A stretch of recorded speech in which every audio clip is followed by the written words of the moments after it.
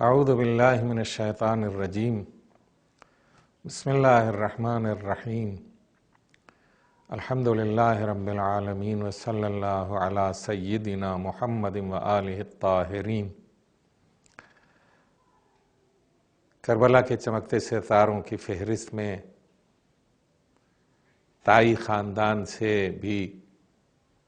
کچھ ایسے افراد اور کچھ ایسی شخصیتیں نظر آتی ہیں کہ جن کے نمایاں کام اور جن کی نمایاں خدمات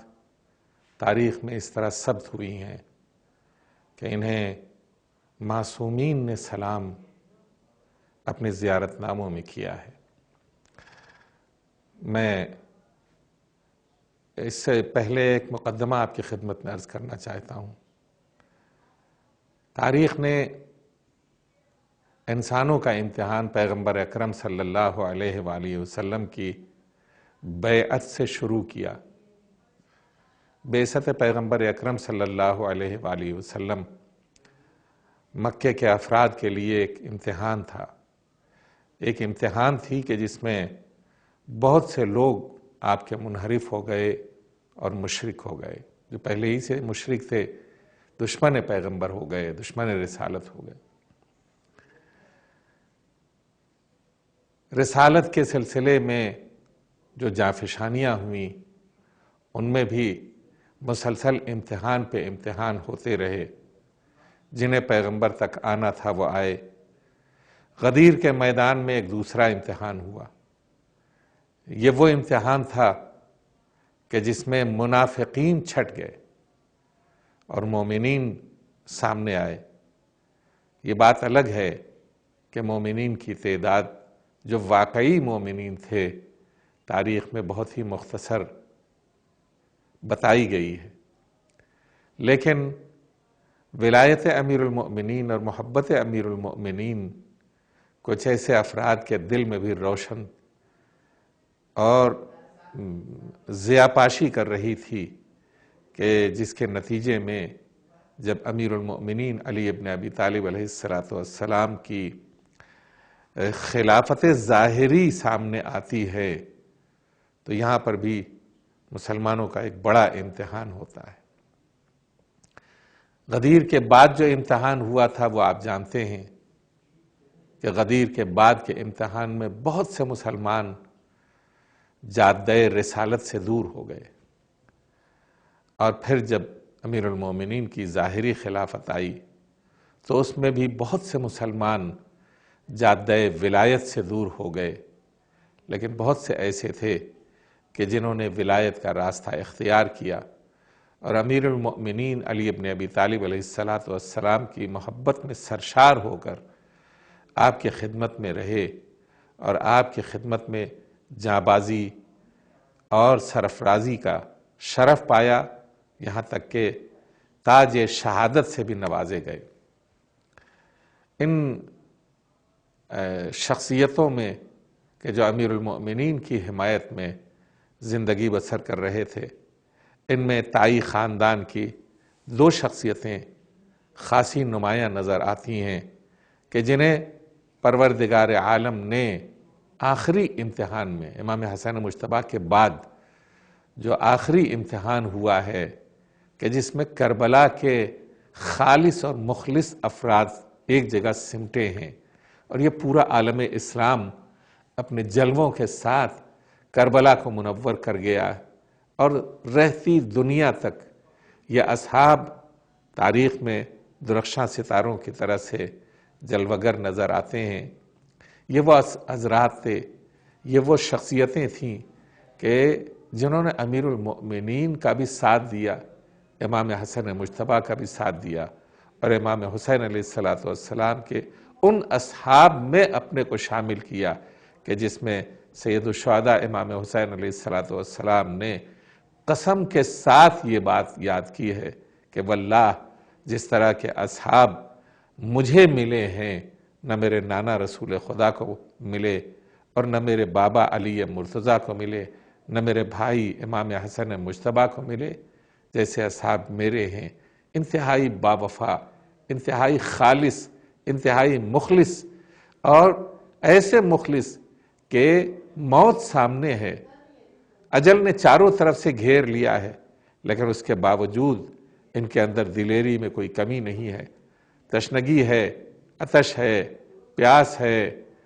چاروں طرف سے اعداء کا نرغہ ہے، اس کے باوجود نصرت حسین میں اپنے کو سرشار پاتے ہیں۔ ان شخصیتوں میں ایک ایسی شخصیت ہے جو جناب امیہ ابن سعد طائی کی ہے۔ جناب امیہ ابن سعد طائی یہ وہ شخصیت ہیں کہ جن کو ابو سمسام کہا جاتا ہے۔ ابو سمسام کے معنی یہ ہے کہ تلوار کا باپ، یعنی اتنے دلیر تھے، اتنے شجاع تھے، اتنے بہادر تھے کہ آپ کا لقب ابو سمسام پڑ گیا تھا۔ اور یہ آپ کی عظمت کو چار چاند لگانے کے لیے کافی ہے۔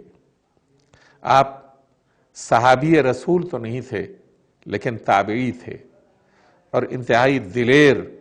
اور جنگ آزما شیعوں میں آپ کا شمار ہوتا تھا۔ آپ بھی اس زمانے میں کہ جس زمانے میں جناب مسلم ابن عقیل کوفے میں تشریف لائے تھے، اس زمانے میں آپ بھی کوفے میں زندگی بسر کرتے تھے۔ صبح عاشور آپ نے بہت ہی دلیری کے ساتھ جنگ کی، اور جب عمر سعد کے لشکر نے خیام حسینی کے اوپر دلیرانہ حملہ کیا، خیام حسینی کے اوپر حملہ کیا ہے، تو اس میں لڑتے لڑتے جاں بحق ہوئے ہیں، اور سید الشہداء امام حسین علیہ السلام کے اوپر اپنی جان فدا کیے۔ کربلا میں آپ کے بارے میں جو مورخین نے لکھا ہے وہ یہ کہ امیہ ایسے شخص تھے کہ جو بہت ہی بہادر سوارکار تھے، بہت ہی ماہر جنگ آزما تھے، اور اصحاب امیر المؤمنین میں شمار ہوتے تھے۔ آپ نے امیر المؤمنین کی رکاب میں بہت سی لڑائیاں لڑیں، اور بہت ہی نمایاں بہادری اور دلیری دکھائی۔ جنگ صفین نے خاص طور سے جو شجاعت آپ نے دکھلائی وہ تاریخ میں بے نظیر کہی جاتی ہے۔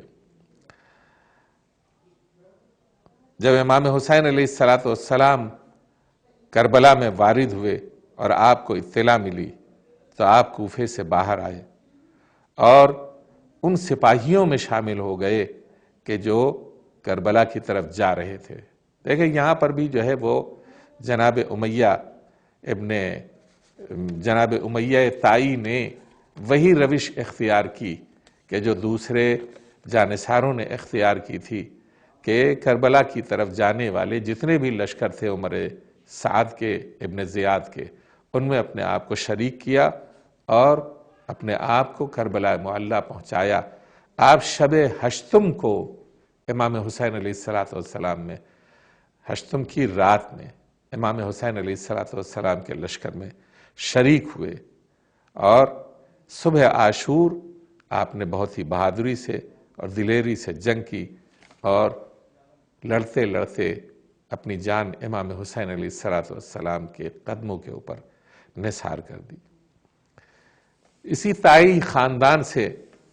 ایک شخصیت ہے جناب عامر کی۔ عامر، عمار، ان کا نام یا عمارہ، تین نام ان کے بتائے جاتے ہیں تاریخ میں، جناب عامر، جناب عمار اور جناب عمارہ۔ آپ حسان کے یا بقول قاموس الرجال ابو سلامہ کے بیٹے تھے۔ حسان یا ابو سلامہ امیر المؤمنین کے باوفا اصحاب میں سے تھے، اور انہوں نے جنگ صفین میں لڑتے لڑتے شہادت کا شرف پایا تھا۔ جناب عامر اتنے دلیر اور اتنے شجاع تھے کہ جن کی شہرت تھی شجاعت اور دلیری میں، آپ بھی کوفے میں موجود تھے، اور اسی سلسلے سے کہ جس کو میں نے ذکر کیا کہ لشکر ابن زیاد میں شریک ہوئے، اور اس کے بعد شب ہشتم کو آپ امام حسین علیہ السلام کے لشکر میں شامل ہو گئے۔ سوچنے کی بات ہے اور غور کرنے کی بات ہے کہ کوفے میں ان کے علاوہ بھی اور افراد موجود تھے، اگر انہیں آنا ہوتا تو امام حسین علیہ السلام کے لشکر میں شامل ہو سکتے تھے، لیکن جن کا نام فہرست شہدائے کربلا میں لکھا ہوا تھا وہ تعداد زیادہ نہیں تھی، بلکہ وہ منتخب ترین افراد تھے کہ جنہیں پروردگار عالم نے شہدائے کربلا کی فہرست میں لکھا۔ جناب عامر یا جناب عمار یا جناب عمارہ یہ وہ شخصیت ہیں کہ جو امام حسین علیہ السلام کے ہمراہ مکے سے آئے تھے۔ یہ ایک بہت اہم نکتہ ہے، اس کی طرف توجہ دینے کی ضرورت ہے کہ آپ اگرچہ کوفے سے تعلق رکھتے تھے، لیکن آپ بھی حج کے لیے گئے تھے اور امام حسین علیہ السلام کی خدمت میں موجود تھے، اور آپ مکے سے امام حسین علیہ السلام کے ساتھ آئے۔ اس کا مطلب آپ نے بھی اس حقیقت کو سمجھ لیا تھا کہ حج کی جیسی عبادت اس وقت لازمی اور ضروری نہیں ہے، بلکہ امام حسین علیہ السلام کی معیت اور امام حسین علیہ السلام کی ہم رکابی اور امام حسین علیہ السلام کے ہم قدم ہو کر کربلا پہنچنا اور اپنے آپ کو امام حسین علیہ السلام کے قدموں کے اوپر نثار کرنا ہی تمام عبادتوں سے کہیں زیادہ افضل ہے، اس لیے کہ اصل عبادت ولایت ہے، ولایت اور محبت محمد و آل محمد ہے، کہ جن کی پانچویں کڑی کا نام امام حسین علیہ السلام تھا۔ یہ صرف اس خاندان کا یہی ایک شرف نہیں ہے، بلکہ جناب عامر کے پوتے ایک صاحب ہیں،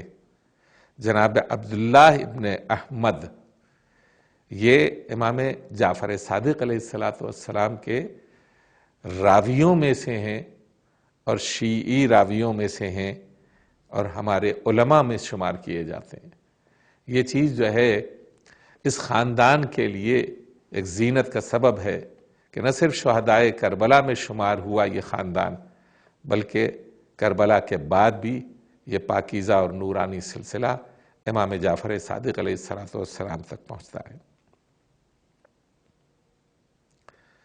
امام حسین علیہ السلام کے ہمراہ آپ تشریف لائے مکہ مکرمہ سے، اور روز عاشوراء جب جنگ شروع ہوئی تو آپ نے جنگ میں پہلے ہی حملے میں حصہ لیا اور لڑتے لڑتے امام حسین علیہ السلام کی نگاہوں کے سامنے اپنی جان آفرین کے حوالے کر دی اور امام کے قدموں کے اوپر شہید ہو گئے۔ یہ وہ شہید ہے کہ جسے ائمہ معصومین علیہ السلام نے بھی